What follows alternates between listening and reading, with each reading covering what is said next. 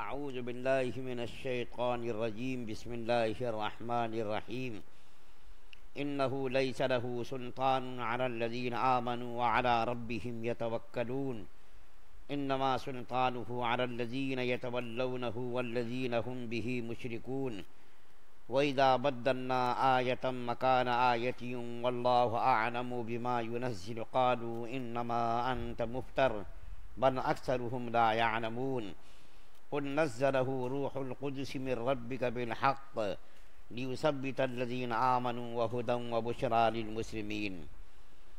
اس کا بس ایسے لوگوں پر نہیں چلتا جو ایمان لائے ہیں اور اپنے پروردگار پر بھروسہ رکھتے ہیں، اس کا بس تو ان لوگوں پر چلتا ہے جو اسے دوست بناتے ہیں اور اللہ تعالیٰ کے ساتھ شرک کا ارتکاب کرتے ہیں، اور جب ہم ایک آیت کو دوسری آیت سے بدلتے ہیں اور اللہ تعالیٰ ہی بہتر جانتا ہے کہ وہ کیا نازل کرے، تو کافر کہتے ہیں کہ تم تو اللہ تعالیٰ پر جھوٹ باندھنے والے ہو، حالانکہ ان میں سے اکثر لوگ حقیقت کا علم نہیں رکھتے۔ کہہ دو اے محمد صلی اللہ علیہ وسلم کی قرآن کریم تو روح القدس یعنی جبریل علیہ السلام تمہارے رب کی طرف سے ٹھیک لے کر آئے ہیں تاکہ وہ ایمان والوں کو ثابت قدم رکھے اور مسلمانوں کے لیے ہدایت اور خوشخبری کا سامان ہو۔ سورہ نحل کی آیت نمبر 99، 100، 101، 102 چار آیتیں آپ کے سامنے تلاوت کی گئی ہے۔ کل آپ کے سامنے ذکر کیا گیا تھا کہ جو مرد یا عورت ایمان کے ساتھ نیک عمل کرے گا اس کو ہم خوشگوار زندگی عطا کریں گے، دنیا کے اندر بھی اور آخرت کے اندر بھی۔ اور اخیر میں ذکر کیا گیا تھا کہ اللہ تعالیٰ کا حکم ہے کہ جب تم قرآن کریم تلاوت کیا کرو، شروع کیا کرو، تو اعوذ باللہ من الشیطان الرجیم پڑھ کر کے قرآن پاک کی تلاوت شروع کیا کرو، اللہ تعالیٰ کی پناہ مانگ لیا کرو شیطان مردود سے۔ کیوں؟ اس لیے کہ شیطان انسان کا دشمن ہے اور اللہ تعالیٰ کے بارگاہ سے انسان کو بہکانے کا شیطان نے وعدہ کیا اور وعدہ کر کے وہاں سے نکالا گیا۔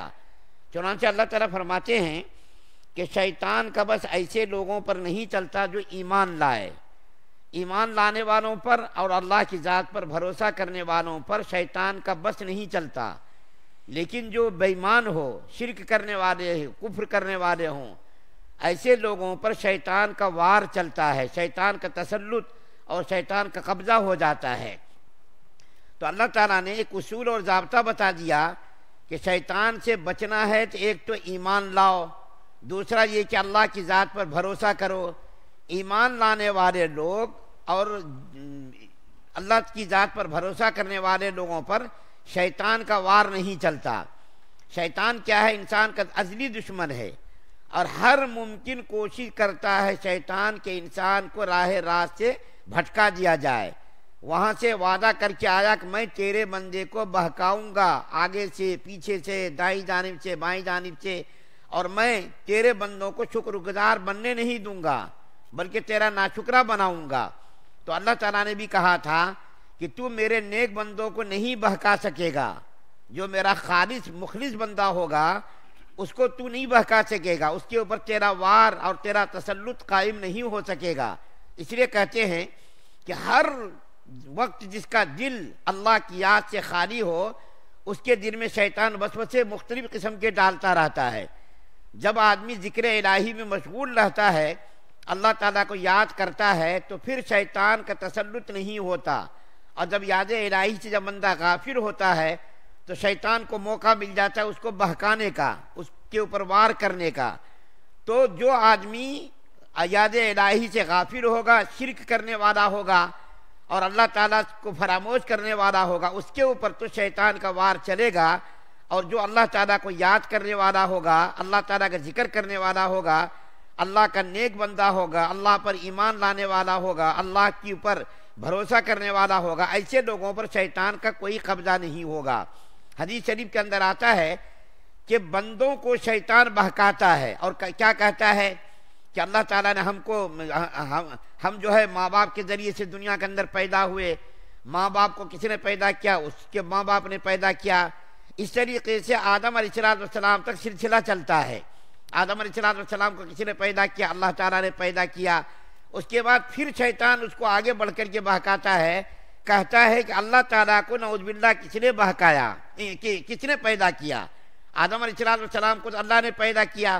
پھر شیطان اس کے آگے جاتا ہے اور کہتا ہے کہ اللہ تعالیٰ کو کس نے پیدا کیا؟ یہ مرحلہ جب آئے تو آدمی کو فوراً اعوذ باللہ من الشیطان الرجیم پڑھ کر کے فوراً اللہ کی پناہ میں آ جانا چاہیے۔ یہ مرحلہ آتا، بہت سارے انسانوں کے دلوں میں وسوسے شیطان ڈالتا رہتا ہے اللہ کی ذات و صفات کے بارے میں، اللہ کے بارے میں۔ ایسے موقعوں پر اللہ تعالیٰ نے صرف ایک راستہ بتایا کہ اللہ کی پناہ میں آدمی کو آ جانا چاہیے۔ اللہ کی پناہ میں جب آدمی آ گیا تو پھر شیطان کو بہکانے کا موقع نہیں ملتا۔ اس لیے جو ہے اللہ تعالیٰ کو یہ ہر وقت یاد کرتے رہنا چاہیے، یاد الہی سے غافل نہیں ہونا چاہیے۔ ایک تو یہ مضمون بیان کیا گیا ہے۔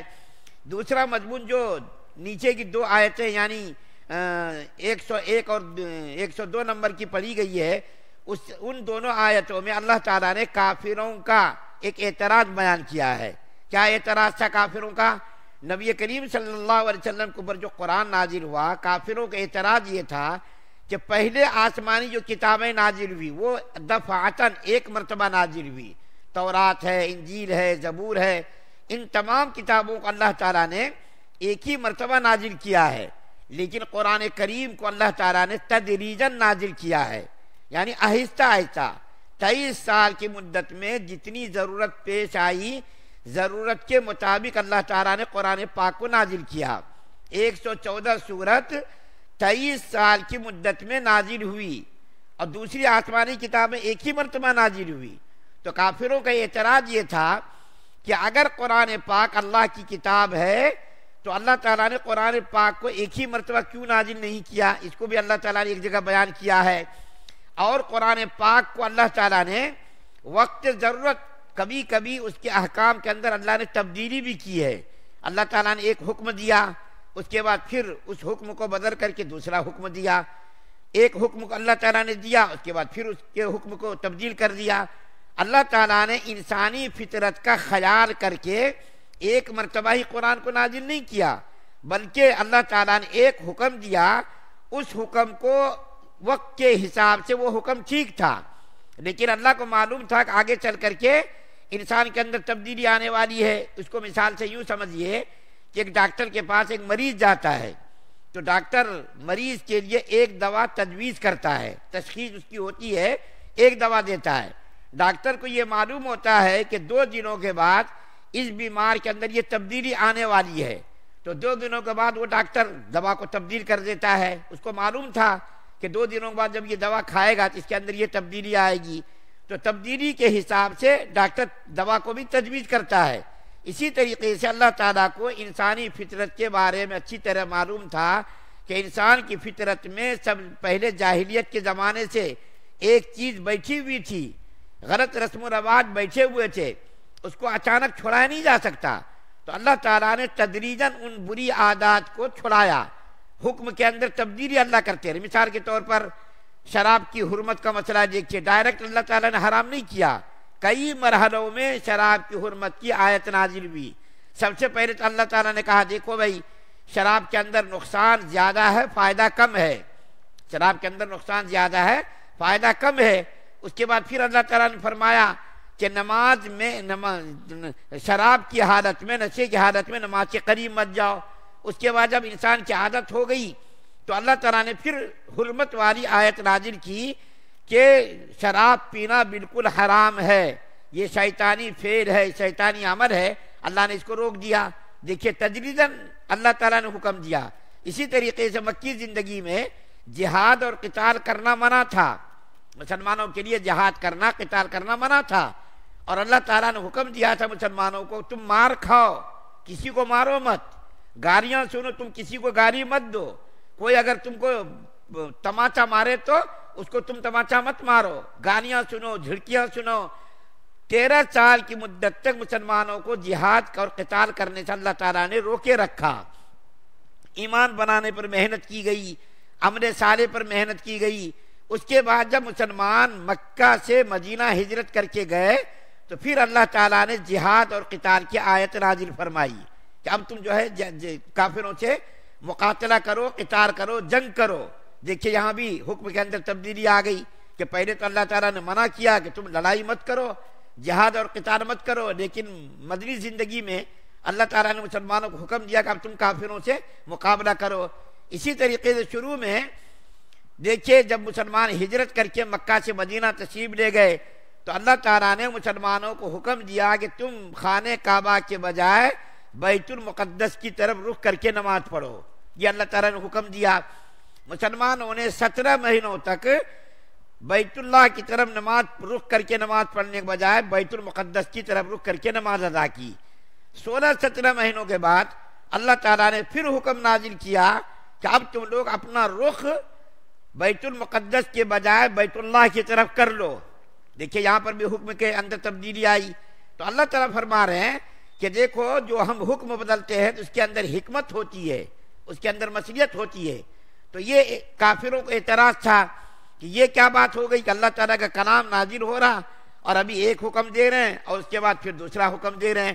تو اس کا مطلب یہ ہے کہ قرآن اللہ کا کلام نہیں ہے، یہ نبی کریم صلی اللہ علیہ وسلم کا گڑھا ہوا کلام ہے۔ کیونکہ اگر اللہ کا کلام ہوتا تو اللہ تعالیٰ ایک ہی حکم دیتے۔ اللہ تعالیٰ کو تو معلوم ہے، اللہ تعالیٰ کے سارے غیوبات کا علم ہے، پھر اللہ تعالیٰ نے ایک حکم ابھی دیا، اس کے بعد اس حکم کو بدل دیا، بدلنے کے بعد پھر جو ہے دوسرا حکم دیا، تیسرا حکم دیا، ایسا کیسا ہو سکتا؟ کافروں کا یہ اعتراض تھا۔ تو اللہ تعالیٰ نے 102 نمبر آیت میں اس کا جواب دیا۔ کیا جواب دیا؟ اللہ تعالیٰ فرماتے ہیں کہ یہ قرآن پاک جو نازل کیا گیا ہے کسی ایسے ایرو غیرو نتھو خیرو کے ذریعے نازل نہیں کیا گیا۔ قرآن پاک نازل کرنے والا اللہ ہے، اور جس کے ذریعے سے قرآن پاک نازل کیا گیا وہ روح القدس یعنی فرشتہ حضرت جبریل علیہ السلام ہے۔ اور یہ حضرت جبریل علیہ السلام کوئی معمولی فرشتہ نہیں، اتنا قوی اور اتنا طاقتور فرشتہ یہ خیانت کر ہی نہیں سکتے۔ جبریل علیہ السلام کو روح القدس کہا گیا ہے کہ اللہ تعالیٰ نے وحی کے نازل کرنے کے لیے حضرت جبریل علیہ السلام کو بھیجتے تھے۔ جو کوئی کلام بھیجنا ہوتا تھا، کوئی پیغام بھیجنا ہوتا تھا تو اللہ تعالیٰ نے حضرت جبریل علیہ السلام کو متعین کیا تھا۔ اور جبریل علیہ السلام ایسے کمزور فرشتے نہیں تھے، بالکل طاقتور قوی، اتنا طاقتور تھا کہ قوم لوط کو جب عذاب دینے کے لیے اللہ تعالیٰ نے بھیجا تو اس کی قوم کو پوری زمین سمیت اوپر اٹھا کر کے لے کر کے گئے اور وہاں سے پٹک دیا، اتنا طاقتور۔ اور یہ جبریل علیہ السلام خیانت کرنے والے نہیں کہ اللہ تعالیٰ نے وہاں سے بھیجا ایک آیت دے کر کے راستے میں کوئی خیانت کر دیا، راستے میں گڑبڑ کر دی، نہیں۔ اللہ تعالیٰ کا یہ مقرب فرشتہ روح القدس جس کی طاقت اور جس کی قوت مسلم ہے، فرشتوں کا سردار ہے، اس کے ذریعے سے اللہ تعالیٰ نے پیغام کو بھیجا، وحی کو بھیجا، قرآن پاک کو بھیجا۔ اور اتنا طاقتور فرشتہ کوئی خیانت کا ارتکاب نہیں کر سکتا۔ تو اللہ تعالیٰ فرما اس کا جواب دے رہے 102 نمبر کی آیت میں کہ اللہ تعالیٰ نے روح القدس کے ذریعے سے قرآن پاک کو نازل کیا تاکہ مسلمانوں کے لیے یہ بشارت ہو، ہدایت ہو، اور مسلمانوں کے لیے ہدایت کا یہ ذریعہ ہو۔ تو کافروں کا جو اعتراض تھا کہ قرآن پاک اگر اللہ کی کتاب ہوتا تو اللہ تعالیٰ جو ہے اس کے اندر تبدیلی نہ کرتے اور حکم کو نہ بدلتے۔ حکم کا بدلنا اس کا مطلب یہ ہے کہ اللہ تعالیٰ کا نعوذ باللہ کلام نہیں ہے۔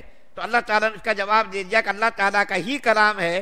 اللہ تعالیٰ نے بندوں کی حکمت اور مصلحت کو دیکھ کر کے ایک وقت میں ایک حکم دیا، اس حکم کی اب ضرورت نہیں رہی تو دوسرے وقت میں دوسرا حکم نازل کیا۔